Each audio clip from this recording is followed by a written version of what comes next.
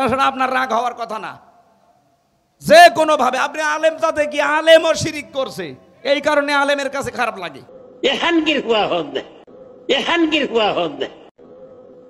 আপনি কি হয়েছেন কি? আপনি যে আলেম নামে জালেম, এ জাতি কিন্তু বুঝে ফেলেছে। এগুলো কেন বলছেন আপনারা আমরা জানি। যখন জাতি এক হওয়ার চেষ্টায় আছে, আপনাদেরকে নিয়ে মুনাফিকরা টাকা পয়সা খাওয়িয়ে বলাচ্ছে। জাতির লোকদেরকে আহ্বান জানাচ্ছি, আলেম নামে কোন জালেমের এই কথায় আপনারা আর বিভ্রান্ত হবেন না। এবার যদি একবার পা পিছলে যায়, এই দেশে ইসলাম আসতে কিন্তু অনেক দেরি হয়ে যাবে। আরে ভাই, আমি কোরআন শরীফ মাথায় নিয়ে বলতে পারি, অন্য যারা রাজনীতি করছেন তাদের কোনো আদর্শ আছে? আপনি বলেন। খালি মারিং কাটিং ছাড়া কি আদর্শ আছে তাদের? বলেন। খালি ধান্দাবাজি আর চাঁদাবাজি। এ জেলায় হয়তো এখনো শুরু হয়নি। এদের আদর্শ কি আপনি বলেন? খালি ধান্দাবাজি আর চাঁদাবাজি। কিন্তু ইসলাম দিয়ে যারা এদেশে রাজনীতি করে, তাদের ধান্দাবাজিও নেই, চাঁদাবাজিও নেই। এখনো এই দেশের অনেক নামধারী আলেমকে দিয়ে এদেশে একামতে দিনের কর্মী যারা, তাদের বিরুদ্ধে এখনো ফতোয়া দেওয়াচ্ছে। এই কথা বলেন না কেন? কত বলো মুরব্বী আলেম দেখছি এখনো মাইকের সামনে বলছেন জামাত ইসলাম কোনো ইসলামী দল না, তার মাসলা মাসাইলেও আমরা নিই না, মাযহাবের ইমামতাকে আমরা মানি না। আপনার যদি এটা ভালো না লাগে, ভুল হয়, আপনি নতুন কোনো কিছু পারলে সেটা করেন, আপনি নিজেও করবেন না। যারা করছে এগিয়ে যাচ্ছে, করতেও দেবেন না। আপনি কি হয়েছেন কি? আপনি যে আলেম নামে জালেম, এ জাতি কিন্তু বুঝে ফেলেছে। এমন এমন ফতোয়াবাজি এখন করছে কিছু মানুষকে দেখছি, তারা বলছে জামাত ইসলামী যদি এবার রাষ্ট্র ক্ষমতায় আসে, তারা নাকি কওমি মাদ্রাসা রাখবে না, তারা হাফেজি মাদ্রাসা রাখবে না, তারা দেওবন্দি মাদ্রাসা রাখবে না, তারা সুন্নিয়াতের মাদ্রাসা রাখবে না, সব ধ্বংস করে দেবে। আপনি এত বড় মিথ্যা কথা বলতে পারলেন? বাংলাদেশ জামাত ইসলামীর আন্ডারে এদেশে এখনো হাজার হাজার হাফেজি মাদ্রাসা চলে। আমি আজকে যেখানে খাবার খালাম, হাফেজি মাদ্রাসা, ওটা জামাত ইসলামী চালাই, সিরাজগঞ্জে না, আল ইসলাম নাকি জানো, দারুল ইসলাম। শুধু এইটা না, আমার কুষ্টিয়ায় চলেন, মাগুরায় চলেন, হাফেজি মাদ্রাসা, কওমি মাদ্রাসা, এগুলো জামাত ইসলামী বাংলাদেশের ভাইদের টাকা দিয়ে খোঁজ চলছে। তারা যদি সব বন্ধই করে দেবে, এগুলো চালাচ্ছে কোন কারণে? এগুলো কেন বলছেন আপনারা আমরা জানি। যখন জাতি এক হওয়ার চেষ্টায় আছে, আপনাদেরকে নিয়ে মুনাফিকরা টাকা পয়সা খাওয়িয়ে বলাচ্ছে। জাতির লোকদেরকে আহ্বান জানাচ্ছি, আলেম নামে কোন জালেমের এই কথায় আপনারা আর বিভ্রান্ত হবেন না। এবার যদি একবার পা পিছলে যায়, এই দেশে ইসলাম আসতে কিন্তু অনেক দেরি হয়ে যাবে। জীবনে চর্মচোখে আর দেখতেও পাবেন না যে ইসলাম আসলে কি স্বাদ। আমার তো জীবনের বড় আকাঙ্ক্ষা, চর্মচোখে আমি কিচ্ছু চাই না, শুধু দেখতে চাই ৫৬,০০০ বর্গ মাইল আল্লাহর কোরআন দিয়ে চলছে। এখানে যারাই বাদ সাজবে, মনে করবেন ওইটাই হয় জাতির শত্রু না ইসলামের শত্রু, সে যেই হোক। প্রতিটি নবীর জীবনে এই আদেশ ছিল, জান আকিমুদ্দিন, দিন কায়েম করো, ওয়ালা তাতাফাররাকু ফি, এখানে ফতোয়াবাজি করবা না। আপনার কত জায়গায় কত কিছু হয়ে যাচ্ছে, ফতোয়া দেন না। দিন কায়েমের জন্য মানুষ সব এখন এক জায়গায় হওয়ার চেষ্টায় আছে, আর আপনি একবার ফতোয়া দেওয়া আরম্ভ করে দিলেন। আপনাকে দিয়ে আল্লাহ এই কাজ করাবে না। এই আয়াতের পরবর্তী শব্দে আপনি দেখবেন আছে, কাবুরা আলাল মুশরিকিনা মা তাদউহুম ইলাইহি। হে নবী, আপনি যেদিকে মানুষকে ডাকেন যে আসো আল্লাহর বিধান কায়েম করি, এই সত্যি করে বলেন, এটা রেকর্ড হচ্ছে, বাংলাদেশ জামাত ইসলামী কোনো দিন বলেছে আমরা মওদুদির বিধান কায়েম করতে চাই? বলেন বলেন, কেউ যদি বলতে পারেন বুকে হাত দিয়ে বলেন। এরা তো সারা জীবন নিয়ে ৪১ সালে প্রতিষ্ঠিত দল, তখন থেকে আরম্ভ হয়ে বলে যাচ্ছে যে আমরা আল্লাহর বিধান কায়েম করতে চাই। আরে ভাই, পদ্ধতি ভুল হতে পারে, আমি তো বারবার বলছি, কিন্তু তাদের মনে তো এইটা আছে যে আমরা আল্লাহর বিধান কায়েম করতে চাই। কোনদিন তারা বলেছে এই পর্যন্ত সারে যে আমরা ভগবানের বিধান চাই? আমরা বাবার বিধান চাই। কোন কারণে এই দোষ চাপিয়ে দেন বলেন? এটা তো কাফেরদের স্বভাব। প্রত্যেকটা নবীর জীবনে এটা ছিল। আল্লাহ বলেন, হে নবী, আপনি মানুষকে ডাকেন এই দিকে, আমি জানি, কিন্তু আপনার এই ডাক শোনার পরে রাগ হবে, মন খারাপ হবে। কাদের? আলাল মুশরিকিন, মুশরিকদের। সুতরাং বাংলাদেশে আমরা যেখানে দিন কায়েম করার কথা বলি, যারা রাগ করেন, মাস্ট বি আপনি একটু খোঁজ খবর নিয়ে দেখেন, ওই লোকটার দ্বারা কোনো না কোনো ভাবে শিরিক হচ্ছে। আর শিরিক হলে লোকটা কি? মুশরিক। বলেন বলেন। আপনি প্রশ্ন করতে পারেন, কই আমি তো শিরিক করি না, তাহলে কোরআন শরীফ কি মিথ্যা? দিন কায়েমের কথা শুনলে আপনার রাগ হয়, অবশ্যই আপনি বিশ্বাস করতে পারেন যে আপনি মুশরিক, তাছাড়া আপনার রাগ হওয়ার কথা না। যে কোনো ভাবে আপনি আলেম, তাতে কি আলেমও শিরিক করছে, এই কারণে আলেমের কাছে খারাপ লাগে। সবার না, কিছু মানুষের এখনো মনে হয় সেই মানধাত আমলের চিন্তায় আছে। তারা ওরা মনে করছে 54 বছরে যা দিয়ে মানুষকে খাওয়িয়েছি, এটা মনে হয় এখনো খাওয়ানো যায়। এখনো তারা আমাদেরকে রাজাকার তো আর বলতে পারে না, কারণ ওই বয়স আমাদের এখনো হয়নি। এখন বলে চেতনায় রাজাকার।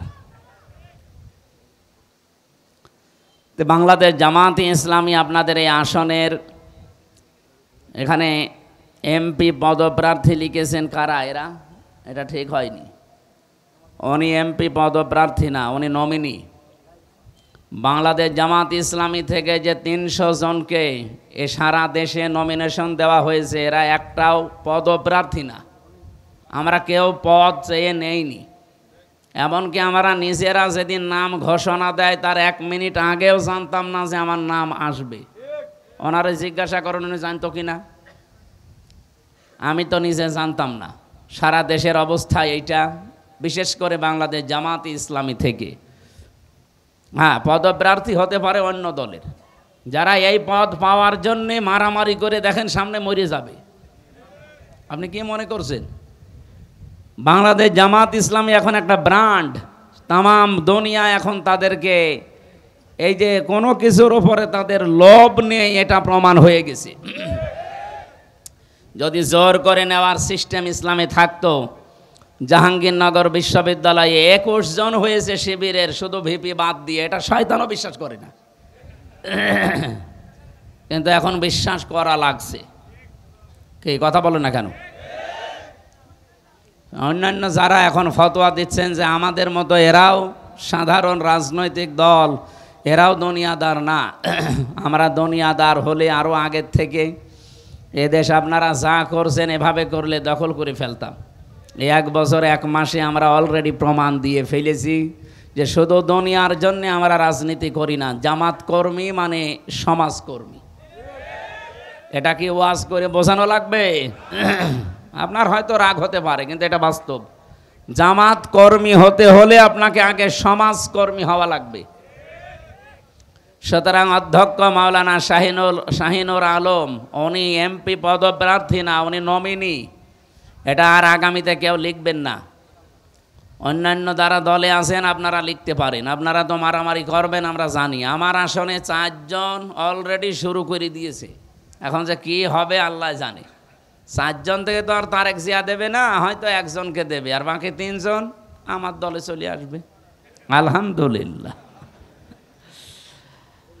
এই জন্য আজকের মাহফিলের সভাপতি, প্রধান অতিথি, উনি শুধু আপনাদের নমিনি না, উনি বাংলাদেশ জামাত ইসলামী এই সিরাজগঞ্জ জেলার শ্রদ্ধাভাজন জেলা আমির। হায়াতে তজ্জবা, সিহাতে কল্লিয়া আল্লাহ দান করেন, আমিন।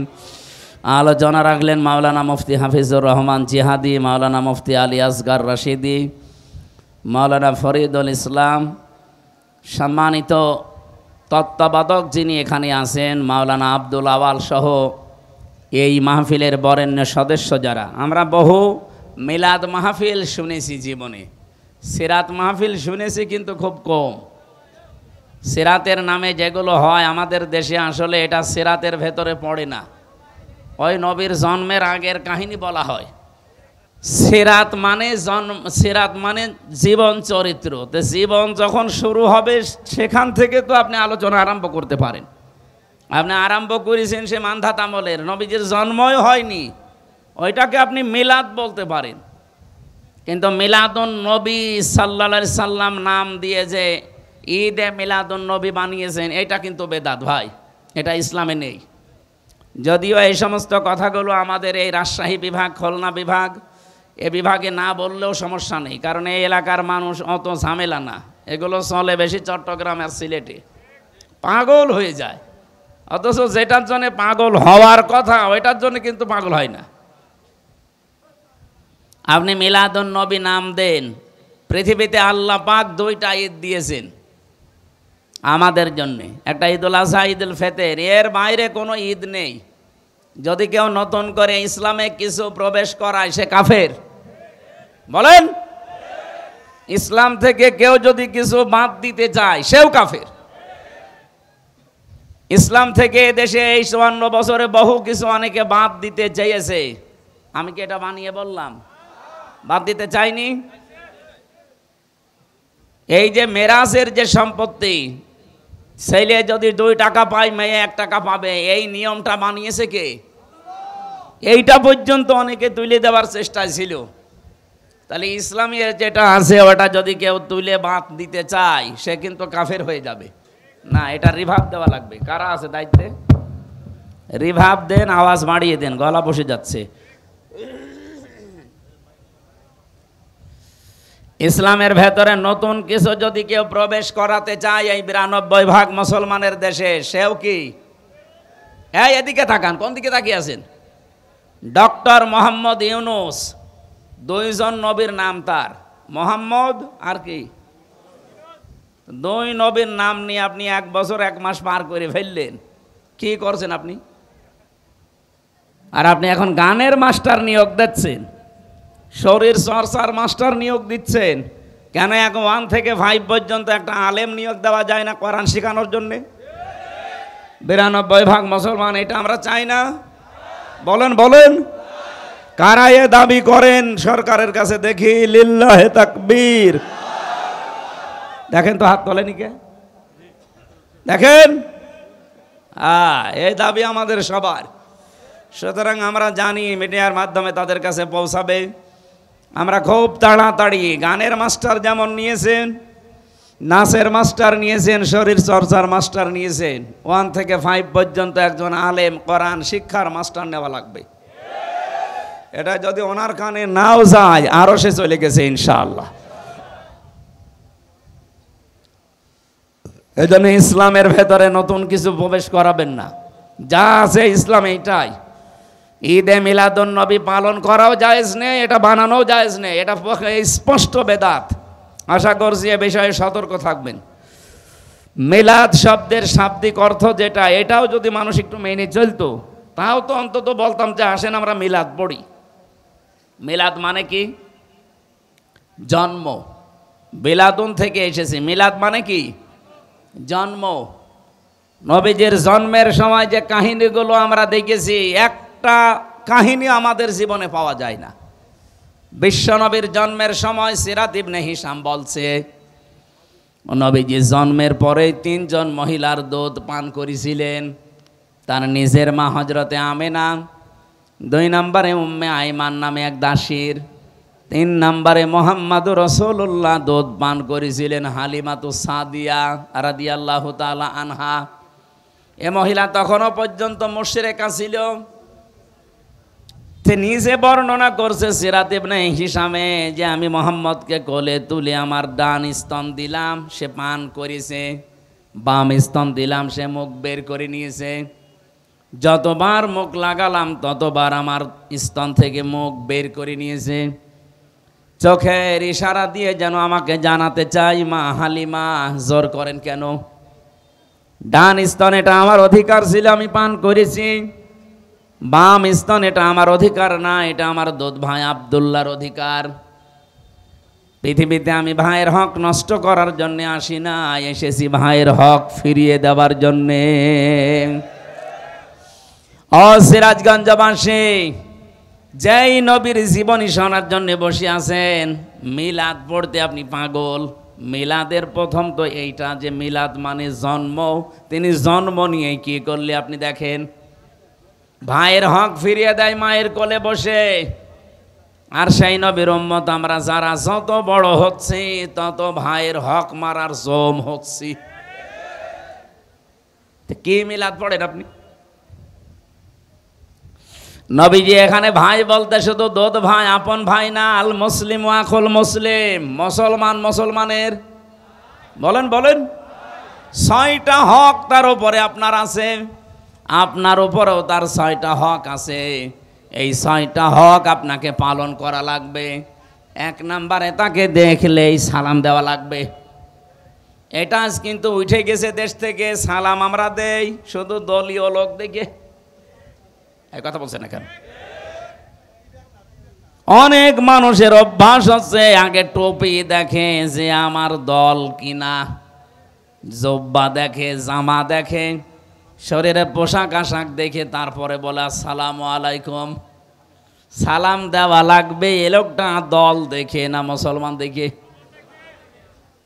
এমনকি মুসলমান আর অন্যান্য জাতি যদি এক জায়গায় থাকে তাও আপনাকে সালাম দেওয়া লাগবে। ওয়াসসালামু আলা মানিত্তাবা'আল হুদা। এখানে যারা হেদায়েত প্রাপ্ত আল্লাহ পাক তাদের উপরে শান্তি নাজিল করুন, বলেন আমিন। তাহলে এই সুন্নাতটা, এই হকটা এখন থেকে আপনি আদায় করবেন, সে দলীয় লোক না হলেও। 2 নম্বরে সে যদি অসুস্থ হয় তাকে দেখতে যাওয়া লাগবে। আমার তো মনে হচ্ছে এই হকটা বাংলাদেশে এখন জামাত ইসলামী 100% পালন করছে। আপনি দেখেন হিন্দু, সে তো আমার ধর্মের লোক না, সে আমার দলেরও লোক না। এখান থেকে প্রায় 30 কিলোমিটার দূরে চলে যাচ্ছে দলীয় 8-10 জন লোক নিয়ে হিন্দু অসুস্থতারে দেখতে। আপনি অন্য কোন দলের ভেতরে এটা যদি দেখাতে পারেন আমি সাথে যাব, চলেন। আমি তো পাই না দেখতে। আশা করছি এটা সবার আমল করা দরকার। 3 নম্বরে লোকটা যদি মারা যায় অবশ্যই আপনি যদি সময় পান তার জানাজায় হাজির হবেন, তাকে দাফন কাফনের ব্যবস্থা করবেন। একটা মানুষ মারা গেলে তার আর ইবাদত থাকে না। ওয়াবুদ রাব্বাকা হাত্তা ইয়াতিয়াকাল ইয়াকিন। আল্লাহ পাক বলেন ইবাদত করো ওই দিন পর্যন্ত যতদিন ইয়াকিন না আসে। এখানে ইয়াকিন মানে মরণ। তার মানে আপনার ইবাদত করা লাগবে কোন দিন পর্যন্ত? মরণ পর্যন্ত। আপনার মরণ পর্যন্ত ইবাদত শেষ, এরপরে ইবাদত আরম্ভ হবে আমাদের। আমরা যারা জীবিত আছি আমাদের ইবাদত আরম্ভ হবে আপনার মরণের পর। আপনি মরে গেলে যদি আপনার দাফন কাফন না হয়, আপনার লাশ ধোয়ানো না হয়, কবর দেওয়া না হয়, এ গোনা আপনার হবে না, এ গোনা হবে আমাদের। কারণ এই দায়িত্ব কার? আমাদের। এরকম 6টা হক আমি পেয়েছি। আমি আশা করছি হাদিস পড়ার পর দেখি এদেশে একেবারেই আদায় হয় না হকগুলো, অথচ মিলাদ পড়ার জন্য পাগল। আমার এটাকে নিয়ে বলবো হুজুর আসেন আমার বাবা মরে গেছে মিলাদ পড়ে দেন। আরে ভাই মিলাদে তো প্রথমে এইটাই বলতাম যে হক আদায় করেন।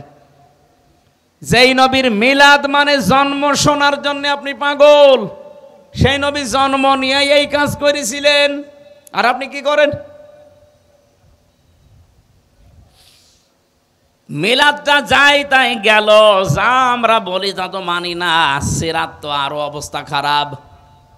এ পৃথিবীতে সিরাত শুনতে হলে বিশ্ব নবী মুহাম্মদুর রাসূলুল্লাহ যেদিন নবুয়ত পেয়েছিলেন ওই দিন থেকে ইন্তেকাল পর্যন্ত আমরা অনেক মানুষ এটা ছড়িয়েছি। বিশেষ করে আমি এই 3টা দেশে পেলাম, বাংলাদেশ, ভারত আর পাকিস্তান। অনেকেই বলে যে আমরা নবীওয়ালা কাজ করছি, অথচ নবীজি নবী হয়েছিলেন 40 বছর বয়সে, যেদিন তিনি কোরআন পেয়েছেন সেই দিন থেকে। কথা বলেন না কেন? বলেন 1 থেকে 40 বছর পর্যন্ত তিনি কোরআন পেয়েছেন। এর আগে কেউ তাকে নবী বলে ডাকতো? বলেন। রসুল বলতো? কি বলতো? হয়তো খুব বেশি হলেও বলতো আল আমিন আস সাদেক, আর ওনার নাম ছিল আব্দুল্লাহ বিন মুহাম্মদ। মোহাম্মদ বিন আব্দুল্লাহ, এতটুকুই শেষ। পুরা আরব জাহানের ভেতর ওনার নাম যদি মানুষ জেনে থাকে খুব বেশি হলেও জানতো হয় আলামিন আস-সাদিক, আমার নাম ছিল মোহাম্মদ বিন আব্দুল্লাহ, আর কিছু নেই। কিন্তু উনি 40 বছর বয়স থেকে আর এতটুকুই ছিলেন না, এরপরে যোগ হয়েছে মুহাম্মাদুর রাসূলুল্লাহ। তাহলে এই দিন থেকে শুরু করে যেদিন ইন্তেকাল হয়, পুরা এই 23 বছরের জীবন আপনাকে অনুসরণ অনুকরণ করা লাগবে। কি কথা বলেন না কেন? আপনি যে সিরাত শুনতে এসেছেন, সিরাত মানে জীবন চরিত্র। তার চরিত্র শুরু হয়েছিল যেই দিন থেকে তিনি নবী হলেন, রসুল হলেন। এর আগে যেগুলো ছিল মানবিক গুণাবলী, ওগুলো অর্জন করতে পারলে আপনি সোনায় সোহাগা। কিন্তু 40 থেকে 63 এই 23 বছরের 1 সেকেন্ডও বাদ দিতে পারবেন না। হ্যাঁ, উনি 17 বছর থেকে দল গঠন করেছিলেন হিলফুল ফজল। আপনি যদি নিজেকে কন্ট্রোল করতে চান যৌবনের তাড়নাকে, তাহলে হিলফুল ফজলের মতো একটা সংগঠনে আপনাকে যোগ দেওয়া লাগবে। বাংলাদেশে আমি যেটা পেয়েছি, ইসলামী ছাত্র শিবির। আপনি দেখেন, চরিত্রকে কন্ট্রোল করতে হলে এই মহা দুর্যোগের সময় ইসলামী ছাত্র শিবির ছাড়া বাংলাদেশে এখন কোনো দল আপনি দেখাতে পারবেন না। কম বেশি প্রত্যেকের ভেতরে আমরা ঝামেলা পাচ্ছি, কারো চরিত্রই নেই। এমনকি কেউ ডাল খায়, বাবা খায়, বাকিটা বললাম না। আরে ভাই, আমি নিজে তো বিশ্ববিদ্যালয়ে দেখেছি, বিশ্ববিদ্যালয়ের যে রুমগুলো, আবাসিক রুম থেকে বের হচ্ছে সকালবেলা মদ দিয়ে কুলি করে বের হচ্ছে। আমি প্রথমে জাহাঙ্গীরনগরে চান্স পেয়েছিলাম সাংবাদিকতায়, তা আমার তো সুরত সিরত যা, ওই ছাতায় তো পড়া সম্ভব না। এই জন্য বছর খানিক থাকার পরে এসে আল কোরআনে ভর্তি হয়েছিলাম কুষ্টিয়া বিশ্ববিদ্যালয়ে। আমি দেখেছিলাম ওখানে মানুষ ছাত্র মাস্টার্সে পড়ে, সকালবেলা মদ দিয়ে কুলি করে এরপরে বের হচ্ছে। এটা ছাত্র। গলা বসে যাচ্ছে, কি সমস্যা? কি হবে না? মাইক কোথাকার?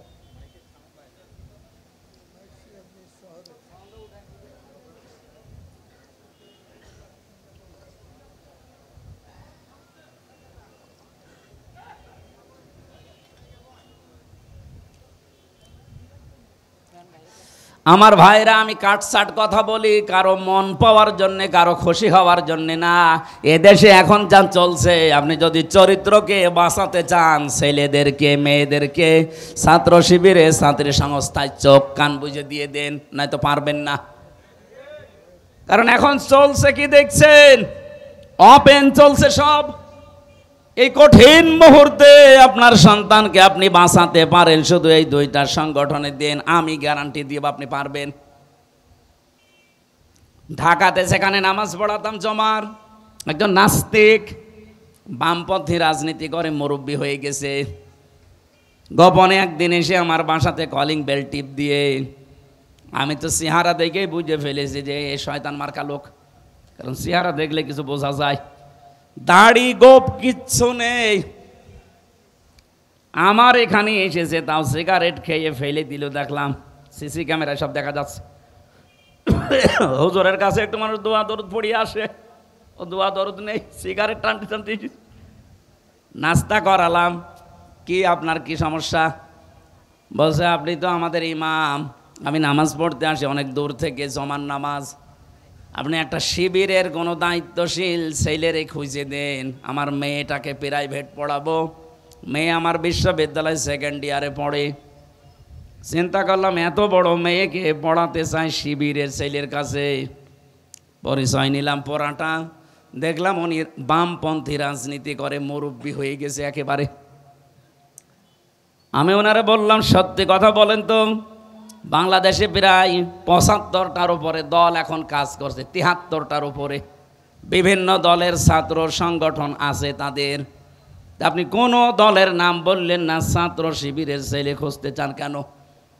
আমারে বলছে হুজুর, অন্য কোনো দলের ছেলে মেয়ের ছেলেদের কাছে যদি মেয়ে পড়তে দেয়, দেখা যাচ্ছে মেয়ে নিয়ে চলে যাবে। কিন্তু শিবিরের ছেলের ওপরে আমার এই ভরসা আছে, অন্তত মেয়ে নিয়ে পালাবে না। এর চাইতে আপনি আর কি চান?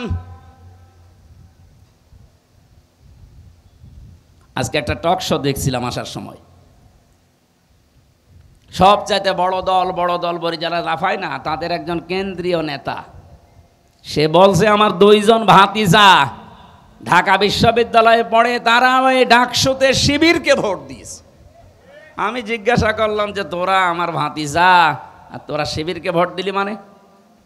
2 জন ভাতিজা নির্দ্বিধায় বলে দিচ্ছে, চাচা শিবিরের এই ছেলেরা আমাদেরকে খাবারের পানির ব্যবস্থা করে দিয়েছে, অন্য কোনো দলের ছাত্র সংগঠন এটা করে নাই। মেয়েদের প্রতি তাদের যে রেসপেক্ট, যাদের যে সম্মান, এটা আমরা অভিভূত হয়ে গেছি, এই জন্যে আমরা জেনে শুনেই ভোট দিয়েছি। বলেন সুবহানাল্লাহ।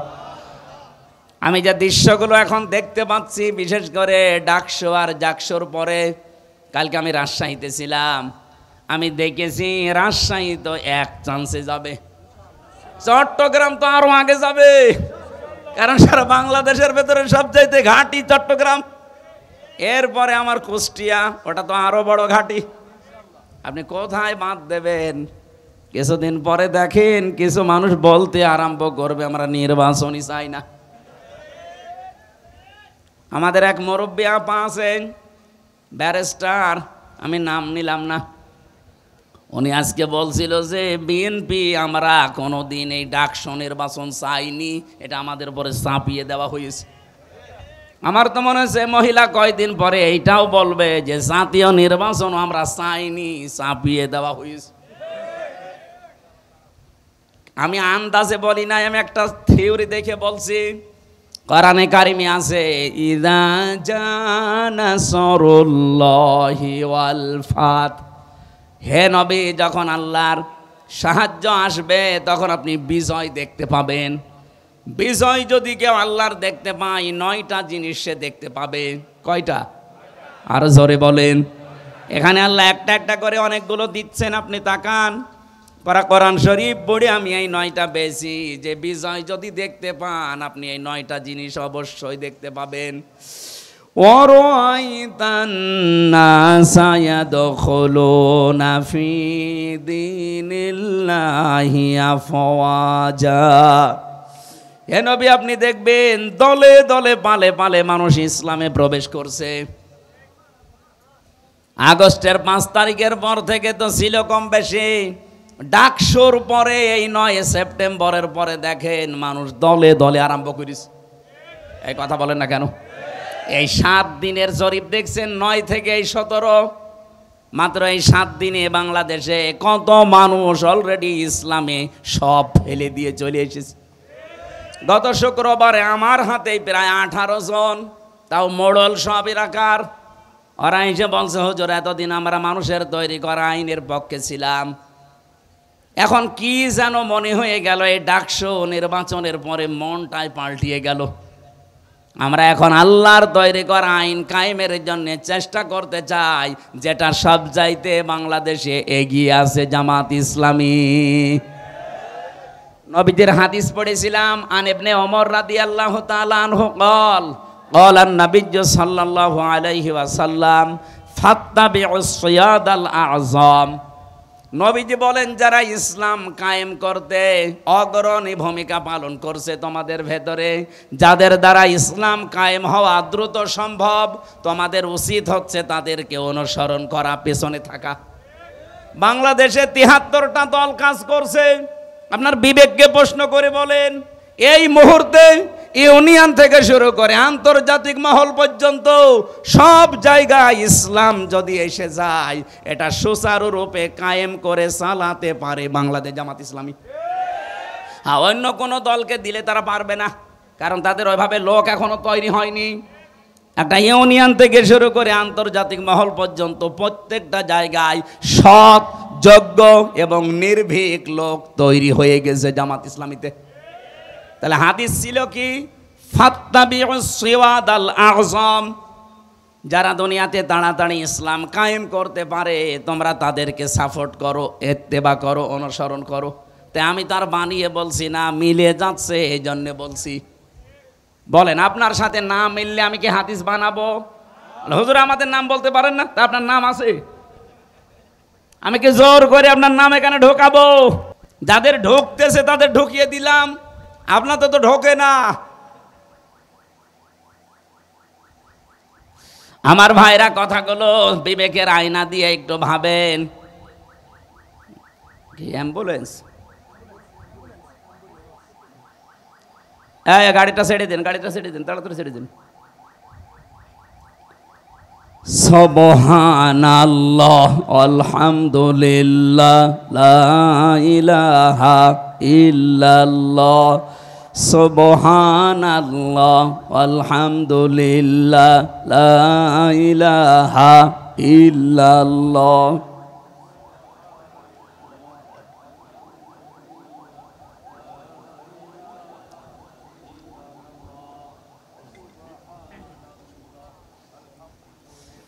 এখানে একটু নড়াচড়া কম করবেন, হ্যাঁ। লা ইলাহা ইল্লাল্লাহ মুহাম্মাদুর রাসূলুল্লাহ। সিরাজগঞ্জবাসী এই 18 জন, শুধু আমার মতো আমির হামজা না, সবগুলো এলাকার লিডার। কুষ্টিয়া সদর আর ইবি থানায় বাড়ি, আপনি খোঁজ নেন। জমার দিন নামাজ পড়ার পরে সব এসেছে রাতের বেলা। আমি বললাম ঠিক আছে, কালেমা পড়ানো লাগবে, বলছে না, কালেমা মুখস্থ আছে, কিন্তু ভুল পথে ছিলাম। এই যে ভুল পথে ছিলাম, এইটা ওর মনের ভেতরে আন্দোলিত করে দিয়েছে কে? বলেন বলেন। এতদিন তো তারা আসে নাই। রব্বুল আলামিন বলেন আমার সাহায্য যখন আসবে আপনি বিজয় দেখতে পাবেন। বিজয়ের প্রথম নমুনা এইটা যে দলে দলে পালে পালে মানুষ দেখবেন ইসলামে প্রবেশ করছে। এই জন্য এবার একটা আশার সঞ্চার আমার হয়েছে। আমার তেলাওয়াত কিন্তু আয়াত ওই রকমই, আপনি একটু দেখবেন কেমন মেলে। আমার সূরা কসস থেকে পড়া আজকের আয়াত, 2টা আয়াত মাত্র পড়েছি। যদিও সিরাতুন নবী সাল্লাল্লাহু আলাইহি ওয়াসাল্লাম এই মাহফিল আমি সাজিয়ে নেব কোরআনের আয়াত দিয়ে ইনশাআল্লাহ। কারণ কোরআন দিয়ে কথা যারা বলে, নবীজি বলেন তারা সত্য কথা বলে। বলেন সুবহানাল্লাহ। মান ক্বালা বিহি সাদাকা, যারা কথা বলে কোরআন দিয়ে তারা সত্য কথা বলে। এই গ্যারান্টি দিচ্ছেন কে? না, আল্লাহ না, নবীজি। অমান আসদাকু মিনাল্লাহি কিলা, আল্লাহর চাইতে সত্য কথা আর কেউ বলে না। এবার আসেন আমরা সরাসরি কোরআনে প্রবেশ করি। সূরা কসস এর বাংলা অর্থ হচ্ছে ঘটনা বা কাহিনী সমূহ। বহু কাহিনী আল্লাহ এর ভেতরে দিয়েছেন। একটা কাহিনী আমাদের এই দেশের সাথে এখন পুরাপুরি মিলে যাচ্ছে, এই জন্য এটা তেলাওয়াত করলাম। তাসিম মিম হরফে মুকাত্তাআত। যদিও কিছু কিছু মুফাসসিরিন ইকরাম এর বাংলা একটা অর্থ বের করেছে, কিন্তু আমরা ওইটা বিশ্বাস করি না। আল্লাহর ঘোষণা আল্লাহু আ'লামু বিমুরাদিহি, এর আসল অর্থ আল্লাহ জানে, এজন্য ছেড়ে দিলাম, জান, আর দরকার নেই। যদি এটা নিয়ে বেশি নাড়াচাড়া করতে চায় শেষে ঈমান হারা হয়ে যাব। আমার কুষ্টিয়ার লালন ভক্ত যারা আছে তারা আবার এটা নিয়ে বেশি নাড়াচাড়া করে, শেষে নিজের ঈমানই নেই। আল্লাহ যেহেতু নিষেধ, রাসূলের নিষেধ, আমরা আর ভেতরে যেতে চাই না, এ পর্যন্তই থাক। এবার আসেন যেখান থেকে ভেতরে যাওয়া যায়। তিলকা আয়াতুল কিতাবিল মুবিন। আল্লাহ পাক বলেন এই আয়াতগুলো, এই যে এখন বলবো যেগুলো, এই আয়াতগুলো স্পষ্ট কিতাবের আয়াত। আল্লাহর ঘোষণা দেওয়ার আগেই আমরা পেলাম কিতাবের আগে আলিফ লাম। আল্লাহ পাক যদি এখানে কিতাবের আগে আলিফ লাম না দিতেন আমরা অর্থই করতে পারতাম না। আল্লাহ বলেন এই কিতাব, এই আয়াতগুলো স্পষ্ট কিতাবের আয়াত। আমার প্রশ্ন এখন, যারা আমার ডানে বামে বসে আছেন, সামনে পেছনে আছেন, বলেন তো কোরআন আমাদের কাছে স্পষ্ট না অস্পষ্ট? না না, হয়নি। এখানে যারা বসে আছেন আমি ওইটা বলতে চাইনি, আমি বলতে চাচ্ছি যারা বললেন আমার কাছে কোরআন স্পষ্ট, আপনি পড়া কোরআন শরীফ থেকে ৬,৬৬৬টি আয়াতের অর্থ বলতে পারবেন? আপনি একটা আয়াত দিলে ব্যাখ্যা করে এর শেষ নামাতে পারবেন? আপনার কাছে স্পষ্ট হয় কি করে? আপনি তো এর কাছে আসেন না। এর কাছে যেভাবে আসা দরকার ওইভাবে এখনো আমরা আসতে পারি না, আর আমরা বলে ফেললাম আমাদের কাছে কোরআন স্পষ্ট। হ্যাঁ, এদেশে একটা রহমত আছে, কোরআন স্পষ্ট করার একটা জায়গা আছে, সেটা জামাত ইসলামী বাংলাদেশ। আপনি এর কাছে এসে দেখেন, বেশি দিন লাগবে না, মাত্র 6 মাস আপনাকে যদি এর ভেতরে রাখতে পারি, আল্লাহর কসম কোরআনও আপনার কাছে স্পষ্টই হয়ে যাবে। 15টা ফর্ম পূরণ করা লাগে, প্রতিদিন ঘর আটকানো লাগে 15টা। এর প্রথম ঘরই আপনি কোরআন পড়েন কিনা আগে লেখেন, কয় আয়াত পড়েন, বুঝে পড়েন না না বুঝে পড়েন ওইটা আবার লেখা লাগবে। বাংলাদেশে এমন কোন দল নেই যে দলের কর্মসূচিতে এরকম পয়েন্ট পয়েন্ট করা আছে দেখান। যদি কয়েকটা থাকেও তারা এখান থেকে হাওলাত নিয়েছে। কে কথা বলছেন এখন? আমি কয়েকটাই পেয়েছি, তাদেরও দেখি এখান থেকে সব ধার করা, হাওলাত নেওয়া। কিন্তু জামাত ইসলামী বাংলাদেশে এই 15টা পয়েন্ট আপনি 6 মাস পূরণ করে দেখেন, আপনার মনে হবে আমি বিশ্ববিদ্যালয়ে পড়াশোনা করছি। এই জন্য কোরআন স্পষ্ট করতে হলে এই দলে আপনাকে আসা লাগবে। আহ্বান জানাচ্ছি, আসেন, মাত্র 6 মাস থাকেন, জীবন আপনার পাল্টিয়ে যাবে। কারণ এরা নিজেরা ট্রেনিং দিয়ে পাল্টাবে না, কোরআন দিয়ে পাল্টাবে। এই কথা বলেন না কেন? আল্লাহ পাকের পরে দিয়েছেন আল মুবিন কিতাব, শুধু না, এটা কিন্তু স্পষ্ট কিতাব। আল্লাহর যে প্রশংসা আমরা আদায় করি যতগুলো কারণে, তার 1 নাম্বার কারণই এইটা, আলহামদুলিল্লাহিল্লাযী আনজালা আলা আবদিহিল কিতাবা ওয়া লাম ইয়াজআল লাহু ইওয়াজা। রব্বুল আলামিন বলেন, প্রশংসা আমার, যতগুলো কারণে প্রশংসা তোমরা করবা তার 1 নাম্বার কারণেই, কারণ আমি আমার বান্দার প্রতি এমন একটা কিতাব দিয়েছি যে কিতাবের ভেতরে কোনো গোপন কথা নেই, কোনো অস্পষ্ট কথা নেই, কোনো বাঁকা কথা নেই, যা আছে সব স্পষ্ট কথা। ও সিরাজগঞ্জবাসী, আল্লাহ বলছেন আমার কোরআনে কোনো বাঁকা কথা নেই, গোপন কথা নেই। এই জন্যেই তো আমরা দেখি এই পৃথিবীতে যারা কোরআনের কাছে আসে আর কোরআন যারা বুঝতে চেষ্টা করে, তাদেরকে মাথায় বাড়ি দিয়েও আপনি আর গোপন রাখতে পারেন না। ওরা কোরআনের কাছে আসলেই যেন ওপেন হতে চায়। এই কথা বললেন না? হযরত ওমর কোরআনের কাছে এসেছিলেন, বুঝেছিলেন, আর গোপন থাকেননি, ওপেন হয়ে গেছেন। আপনি যার দিকে তাকাবেন তাকান, যারা কোরআন পড়েছে বুঝেছে, ওরা আর কেউ গোপনে ছিল না, সব ওপেন হয়ে গেছে। দুঃখজনক হলেও সত্য, বাংলাদেশে আমরা অনেক আলেম পর্যন্ত এখনো আছি বলে, হুজুর আমি গোপনে আছি। আপনি আর কতদিন গোপনে থাকবেন বলেন? এত ওপেন হওয়ার পরও আপনার এখনো সময় হয়নি। আপনি এখনো যদি বলেন আমি গোপনে আছি, কেন বলেন? আমি জানি।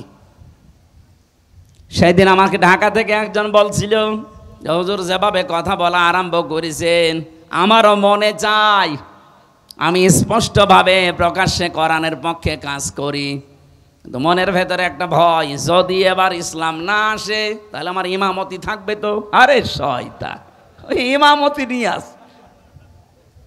আর আপনার কাছে কেন এমন মনে হয় এখনো যে ইসলাম এবার আসবে না?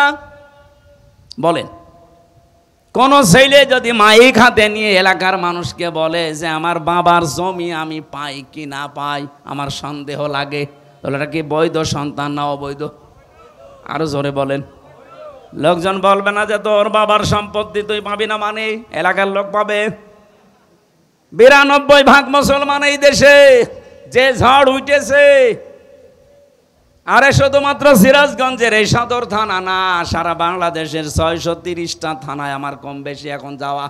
আমি দেখছি সারা দেশে যেভাবে ঝড় উঠেছে, ইসলাম এবার সংসদে যাবে। হ্যাঁ, কিছু চাপাবাজ আছে, ওদের চাপাবাজিও বন্ধ হয়ে যাবে। এখনো পর্যন্ত ওদের মুখ জোর কমে না। এখনো ওই সেই মান্ধাত আমলের চিন্তায় আছে যে আমরা বড় দল, বড় দল। জিকির করতে থাকেন, বাকি সব সিয়ার ইসলাম নিয়ে যাক। আপনি জিকির করতে থাকেন। এখনো পর্যন্ত জোশ চাপিয়ে দেওয়ার অভ্যাস আপনার গেল না। কিছু হলে খালি চাপিয়ে দেন, চাপিয়ে দেন। কতদিন দেবেন আর? আপনাদের এই এলাকায় একজন আছে, এই লোকটার কিছু হলেই খালি ওই সে মানধাতা বলে চিন্তায় চলে যায়।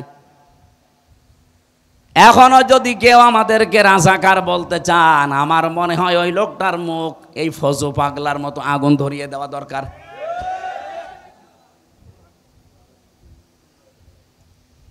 আমাদেরকে রাজাকার বলে যদি এই দেশে এখন দাবিয়ে রাখতে চান, আমাদের মাত্র 37 জন রাজাকার ছিল, আর আপনারা যারা বলেন তাদের 1040 জন।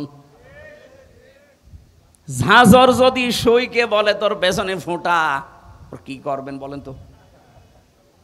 সইয়ের পেছনে ফোঁটা কয়টা? আর ঝাঁঝরের আপনার 1040 জন। লজ্জা করেন আপনার? এখন থেকে আর কোনো কথার জবাব দেওয়া হবে না, জবাব নেওয়া হবে। ইমানদার আমলের চিন্তা যেই করবে তার কোনো কথার জবাব আমরা দেব না, জবাব আমরা চাই। আপনার 1040 জন, আপনার লজ্জা লাগে না?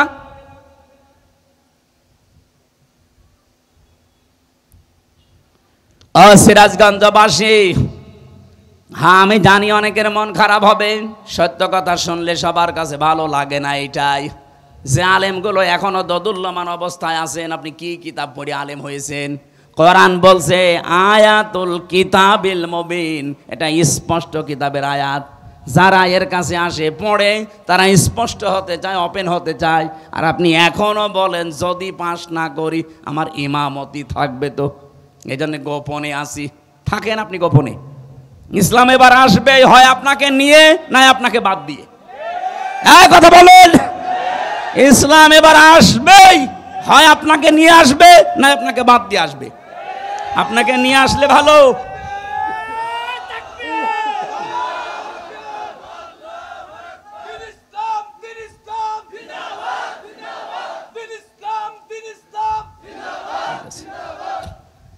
আপনাকে নিয়ে আসলে তো আপনার কপাল ভালো। যদি আপনাকে বাদ দিয়ে আসে কি হবে টের পাচ্ছেন?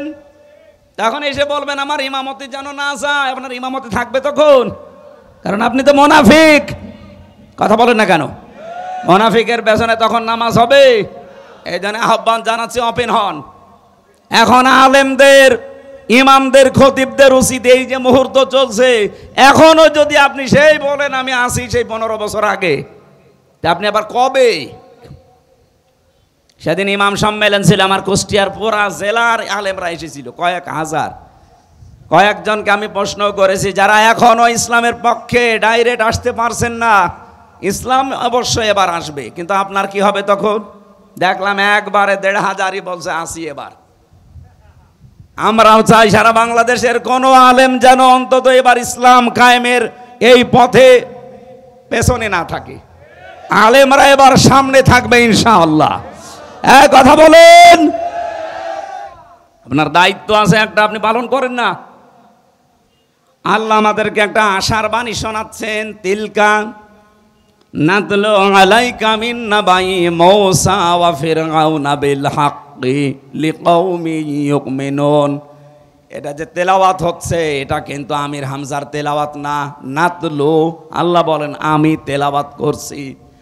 আলাইকা আপনার কাছে, মিন নাবাই মূসা ওয়া ফিরআউনা, মূসা এবং ফেরাউনের বিল হাক্কি, একটা কাহিনী, সত্য কাহিনী আপনাদের আমি শোনাবো। এখানে শোনাচ্ছেন কে বলেন তো? আল্লাহ পাক যদি এখানে এখন আসতেন আর এই পিপল বাড়িয়া বাজারে বসে বসে যদি এই কাহিনীটা শোনাতেন, শুনতেন না? বলেন বলেন।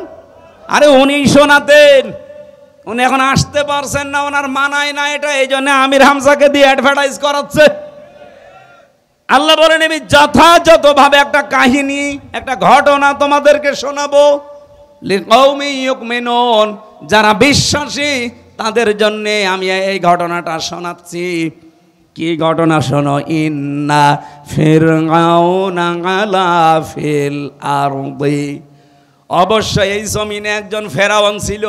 কি ছিল? বলেন বলেন। এই ফেরাউন ছিল কেমন? সে ছিল সীমা লঙ্ঘনকারী, সে ছিল ফ্যাসিস্ট, সে ছিল এই পৃথিবীতে ওলু প্রকাশকারী। আল্লাহর সীমা পার হয়ে সে চলে গিয়েছিল। আল্লাহ রাব্বুল আলামিনের বিধান সে বাইরে রেখে এমন উপরে গেছে, সে নিজে আল্লাহ দাবি করে বসে আছে। বলেছে আনা রব্বুকুমুল আ'লা, আমি তোমাদের বড় রব।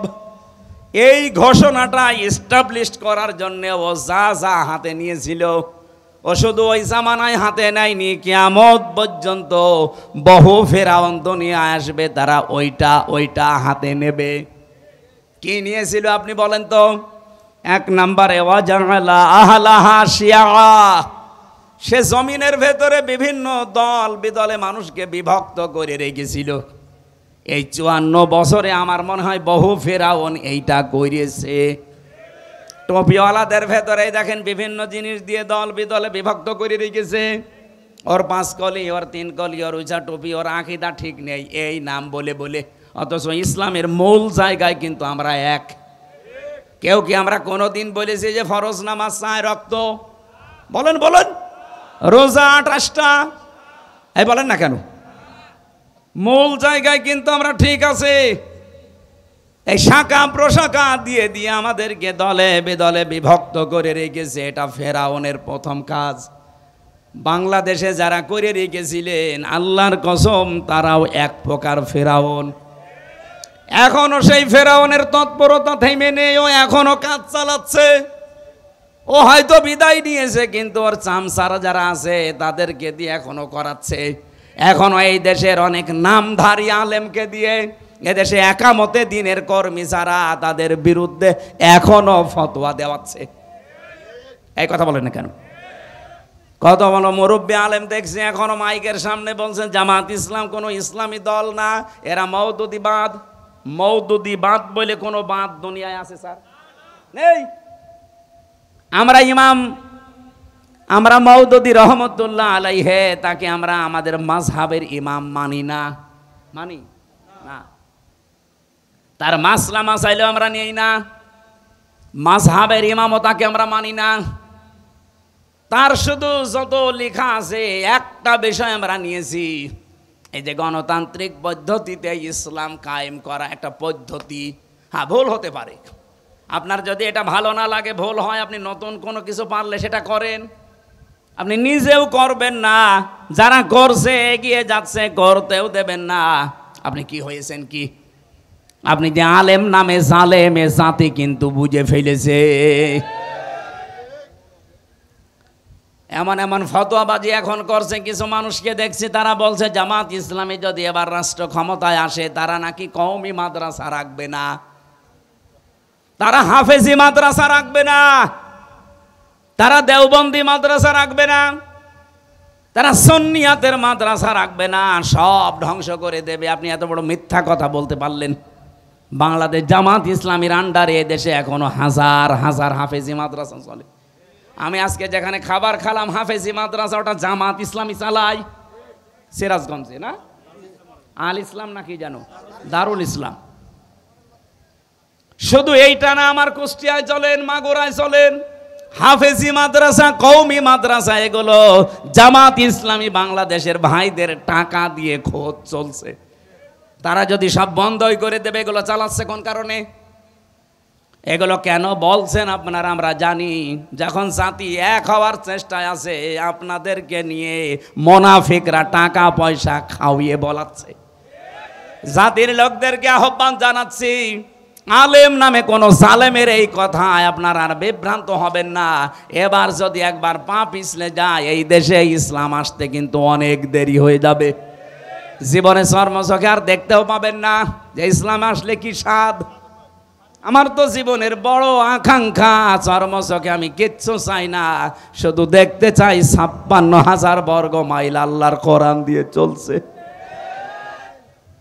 এখানে যারাই বাদ সাজবে মনে করবেন ওইটাই হয় জাতির শত্রু না ইসলামের শত্রু, সে যাই হোক। প্রত্যেক নবীর জীবনী আমি পড়ে পড়ে দেখেছি, যতগুলো নবীর জীবনী আমার সামনে এসেছে শুধু 2 জন নবীর জীবনী বাদ দিয়ে প্রত্যেকটা নবীর জীবনী আমি এটা পেয়েছি। হ্যাঁ, একটা হযরত আদম আলাইহিস সালাম আর হযরত সুলাইমান আলাইহিস সালাম, এই 2 জন নবীর জীবনী বাদ দিয়ে কোন নবীর জীবনী আমি পাইনি যে এই নির্দেশ ছিল না আনাকিমুদ্দিন, যে দিন কায়েম করো।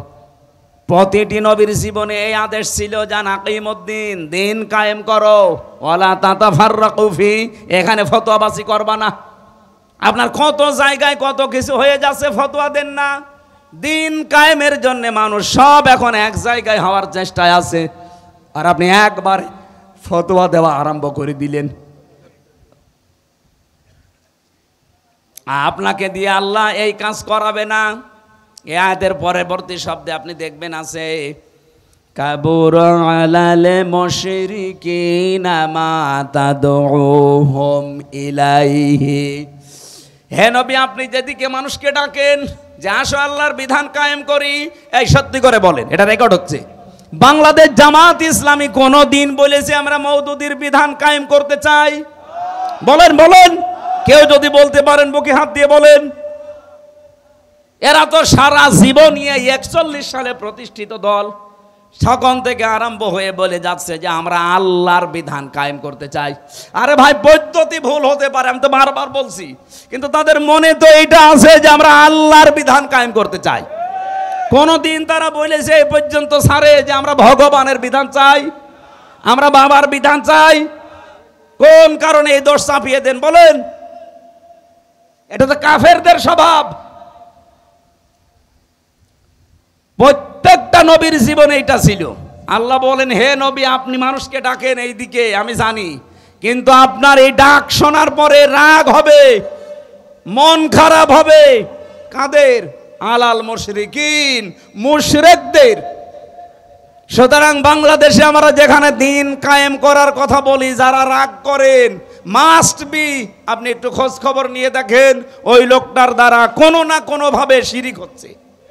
আর শিরিক হলে লোকটা কি? মুশরিক। বলেন বলেন। আপনি প্রশ্ন করতে পারেন, কই আমি তো শিরিক করি না, তাহলে কোরআন শরীফ কি মিথ্যা? দিন কায়েমের কথা শুনলে আপনার রাগ হয়, অবশ্যই আপনি বিশ্বাস করতে পারেন যে আপনি মুশরিক, তাছাড়া আপনার রাগ হওয়ার কথা না। যে কোনো ভাবে আপনি আলেম, তাতে কি আলেমও শিরিক করছে, এই কারণে আলেমের কাছে খারাপ লাগে। আপনাকে দিয়ে আল্লাহ কেন দিন কায়েমের কাজ করান না? আল্লাহু ইয়াজতাবি ইলাইহি মাইয়াশা।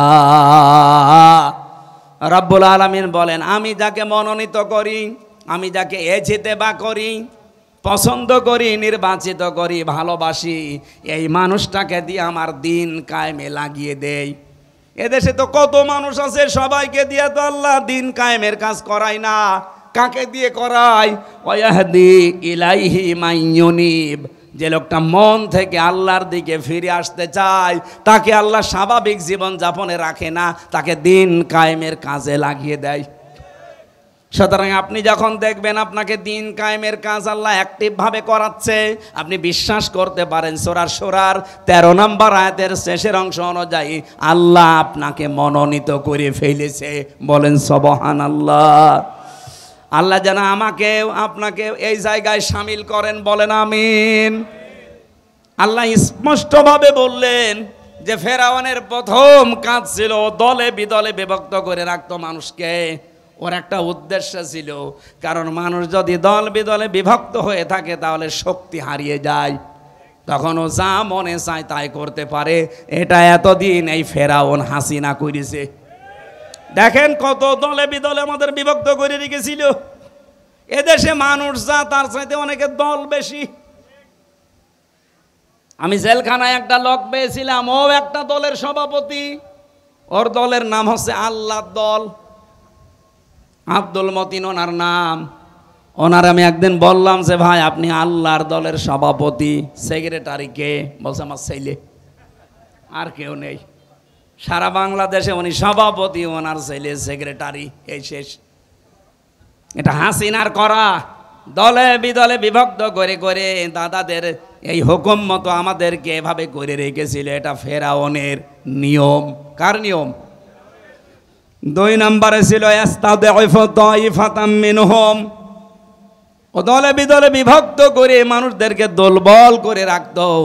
ইউযাব্বিহু আবনাহুম ওয়া ইস্তাহয়ি নিসাহুম, সে ওই দেশের পুরুষদেরকে মেরে ফেলতো, মেয়েদেরকে বাঁচিয়ে রাখতো।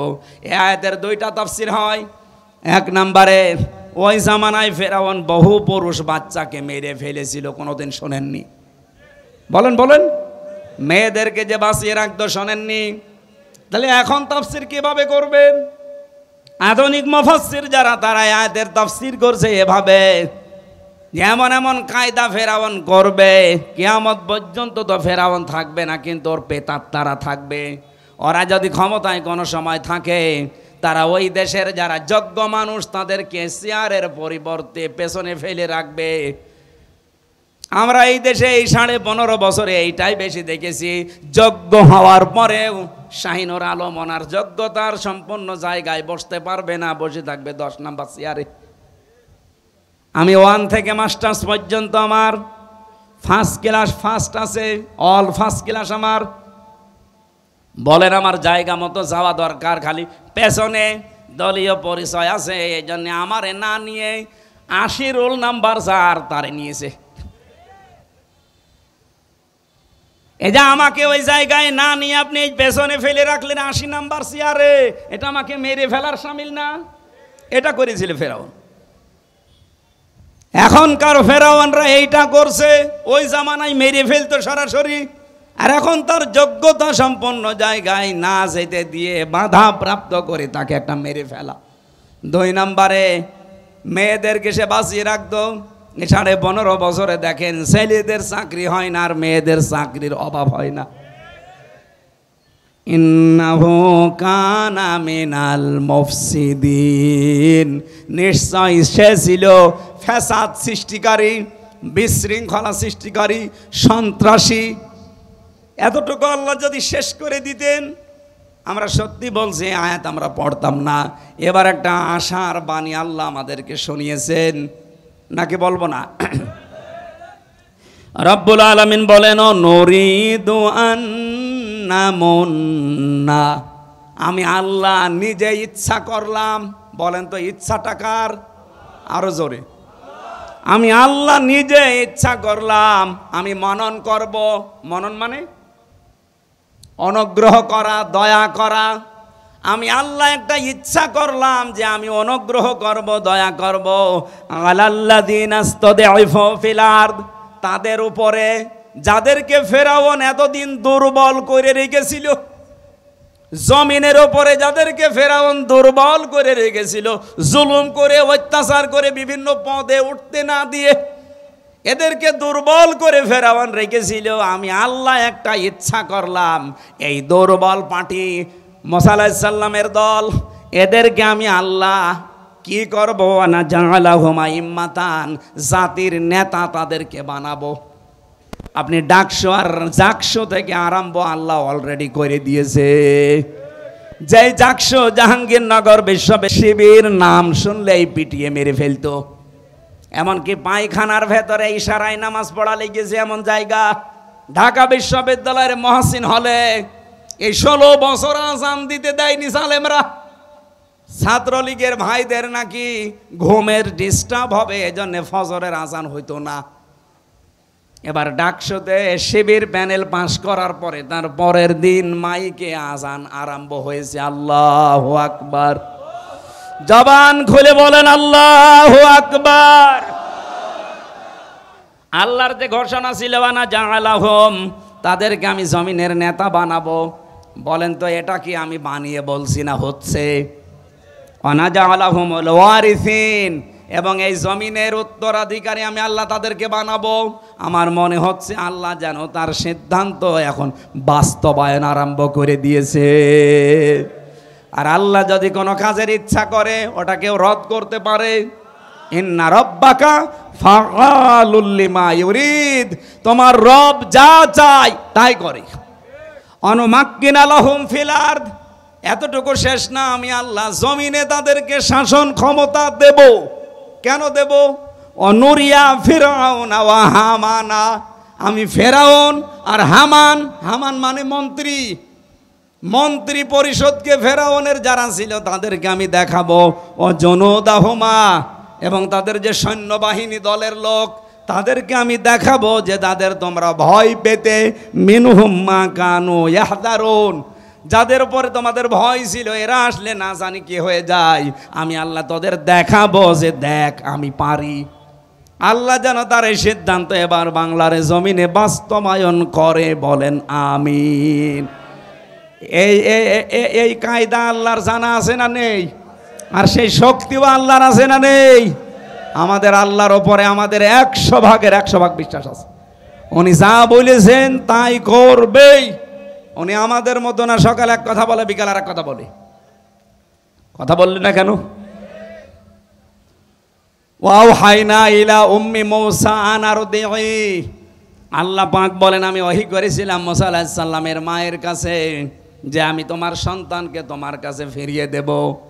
এই 15 বছরের দিকে তাকান, কত সন্তান মায়ের বুক থেকে হারিয়েছে, কত জায়গায় পালিয়ে রেখেছে। আল্লাহ পাক জানে এখন সবগুলো আস্তে আস্তে ওপেন করে দিচ্ছে। আমার তো আয়াতগুলো পড়লে মনে হয় বাংলাদেশে এই মাত্র কোরআনের এই আয়াত আল্লাহ কেবল নাজিল করছে। প্রশ্ন কি আপনার?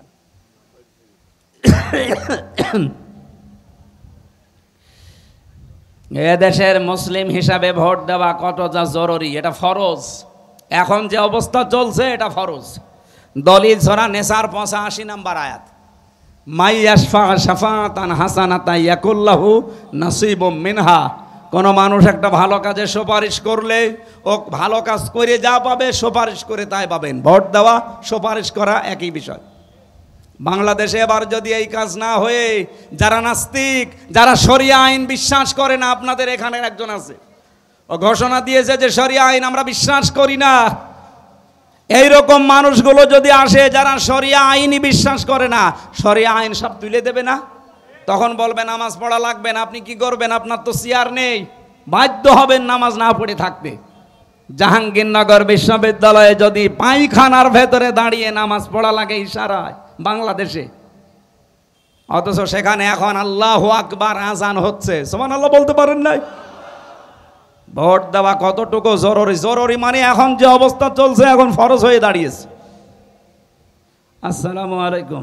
মহিলাদের সংগঠনের প্রতি আগ্রহী হওয়ার জন্যে, হ্যাঁ সম্মানিত মা বোনেরা, আগ্রহী হওয়ার জন্যে কি আপনার দায়িত্ব হচ্ছে এই মুহূর্তে ইসলামের পক্ষে থাকা। এতে মা বাবা স্বামী সন্তান সব যদি একদিকে চলে যায়, ফেরাউনের স্ত্রী আসিয়ার মতো আপনি একা দাঁড়িয়ে থাকবেন। লা তাআতা লিমাখলুকিন ইল্লা বিমাসিয়াতিল খালিক, আল্লাহর বিরুদ্ধে যায়, রাসূলের বিরুদ্ধে যায় এমন কোন কাজ বাবাকেও মানা যাবে না, স্বামীকেও মানা যাবে না, সন্তানকেও মানা যাবে না। কথা বললেন না কেন? এটাকে শুধু পুরুষদের না মহিলাদেরও? আমি যে হাদিস পড়েছিলাম মুআয ইবনে জাবাল থেকে, ইয়ামেন দেশে যখন গভর্নর করে নবীজি পাঠাচ্ছিলেন এই সাহাবীকে, ঘোড়ার রাকাবের ভেতরে অলরেডি পা দিয়ে দিয়েছে। নবীজি বললেন শোনো, এমন একটা দেশে তোমারে পাঠাচ্ছি, যেহেতু দায়িত্বে আছো এই জন্য বহু মানুষ হাদিয়া তোফা নিয়ে আসবে কাজ সিদ্ধি করার জন্যে, কাজ উদ্ধার করার জন্যে। হাদিয়া নিতে পারো, ওই পর্যন্ত যতক্ষণ হাদিয়া থাকবে, যদি ওটা ঘোষের পর্যায়ে পড়ে জীবনও নিতে পারবা না। আমার মনে হয় সেই অবস্থা এখন পৃথিবীতে নেই। এতটুকু নবীজি শেষ করে দেননি। বিশ্ব নবী বলেন, হে মুআয ইবনে জাবাল, ইসলামের কাঁটা কিন্তু নড়তেই থাকবে, বাতাসে নড়বে। ধর্মের কল কিসে নড়ে? বলেন বলেন। এমন একটা সময় এসে যাবে আমার উম্মতের ওপরে, আলা ইন্না রিহাল ইসলামি দায়রাতুন ফাদুরু মাআল কিতাবি হাইসুদার, আলা ইন্নাল কিতাবা ওয়াস সুলতানা লা ইফতারিকান। এইদিকে তাকান। আলা সাবধান, ইন্নাল কিতাবা নিশ্চয়, কিতাবের ভেতরে মানে কোরআন শরীফের ভেতরে, আল ফুরকানা, আলা ইন্নাল কিতাবা ওয়াস সুলতানা, সুলতান মানে রাজত্ব, রাজনীতি, নবীজি বলেন, মুআজ ইবনে জাবাল ভালো করে শোনো, এমন একটা সময় সামনে আসবে আমার উম্মতের ভেতরে বহু মানুষ তারা আল্লাহর কোরআন আর রাজ্য রাজনীতি আলাদা করে ফেলবে। এটা কি ১৫০০ বছর আগের কথা এখন মিলছে না? এই কথা বলেন না কেন? এ পর্যন্ত তো শেষ না, এর পরে আছে ফালা তুফারিকুল কিতাব, সাবধান উম্মতেরা, কোনদিন আল্লাহর কিতাবের কোরআনের রাজনীতি থেকে নিজেকে আলাদা করবা না। সুতরাং এখন যে যা ফতোয়া দিক, কেউ যদি আমাদেরকে ধর্মান্ধ বলে, কেউ যদি বলে ধান্দাবাজ, কেউ যদি বলে রাজনীতি করে, শুধু যে যা বলে বলুক, পেছনে কুকুর ঘেউ ঘেউ করবে করুক, কারোর দিকে তাকানোর দরকার নেই। আমাদের একটাই টার্গেট থাকবে, ইসলাম এবার সংসদে নেবই। আমার এখন প্রতিটা গণসংযোগে প্রায় হাজার হাজার মানুষ শুধু মোসাফা করার জন্য। আমার তো মনে হচ্ছে এক একটা গণসংযোগে কমপক্ষে একটা মাহফিল হয়ে যায়। ওদের এখন সবার আওয়াজ, যাবো রে সংসদে যাবো রে। ইনশাল্লাহ যে আওয়াজ তুলছে সারা দেশ, আশা করছে এবার কোরআনে কারিমকে আমরা জায়গা মতো নিয়ে যেতে পারবো। একবার নিয়ে যেতে দেন, কিয়ামতের আগে ইসলামের কাছ থেকে কোনো জালেম, কোনো মুনাফিক আর এই দেশ আর নিয়ে নিতে পারবে না। কারণ অন্য যারা আছে,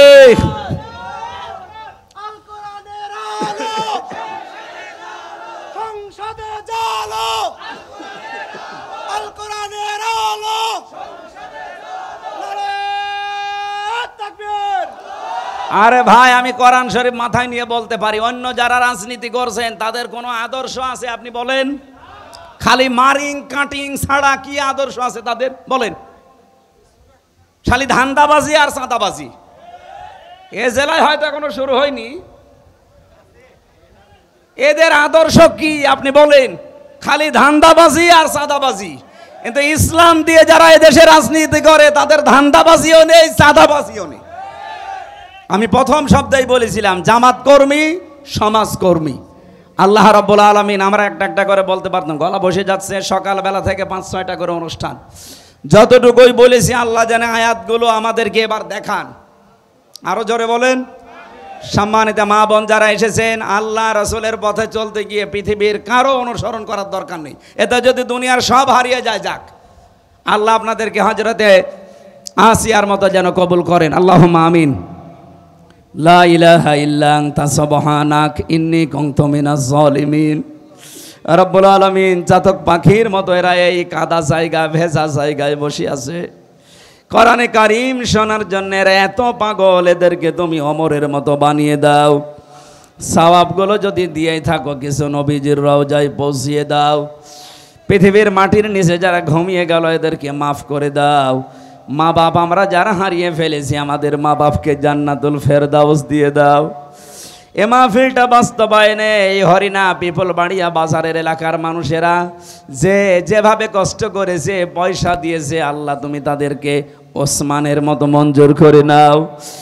সম্মানিতা মা বোনদেরকে তুমি হেফাজত করো আল্লাহ। এরাও হযরতে আসিয়ার মতো কঠিন পরীক্ষা দিতে যাচ্ছে, এদেরকে তুমি মেহেরবানি করে বাঁচাও। এদের ঈমান আমল নিয়ে হেফাজত করো। এদের জীবনে অনেক রোগ শোক আছে, তুমি তাদেরকে মুক্ত করো। আমার কণ্ঠটা অধিকাংশ সময় বসে যায়, আল্লাহ আমি ভিক্ষা চাই, আমার কণ্ঠটা কোরআনের জন্য তুমি ভিক্ষা দাও। আমার শরীরটাকে তুমি আগের অবস্থায় ফিরিয়ে দাও। সম্মানিত সভাপতি আল্লাহ আমার আরাফাতের ভাই আলহাজ সাইদুল আলমকে কবুল করো। প্রধান অতিথি অধ্যক্ষ শাহিনুর আলম ভাইকে কবুল করো। যত অতিথি এসেছে আল্লাহ মঞ্জুর করো। এ বাজারে যারাই ব্যবসা বাণিজ্য করে, এদের বরকত দিয়ে ঢেলে দাও। বারাকাল্লাহু লানা ওয়া লাকুম ফিল কোরআনিল আযীম। কখন কার কাছে আজরাইল এসে যায় জানি না। জীবনের শেষ কথা যেন এইটা অন্তত বলতে পারি, লা ইলাহা ইল্লাল্লাহু মুহাম্মাদুর রাসূলুল্লাহ। আমার লিখিত বই ছিল, জেলখানায় লিখেছিলাম মেয়েদের উপরে, যাদের দাম্পত্য জীবনে কলহ, সমস্যা, ঝগড়াঝাঁটি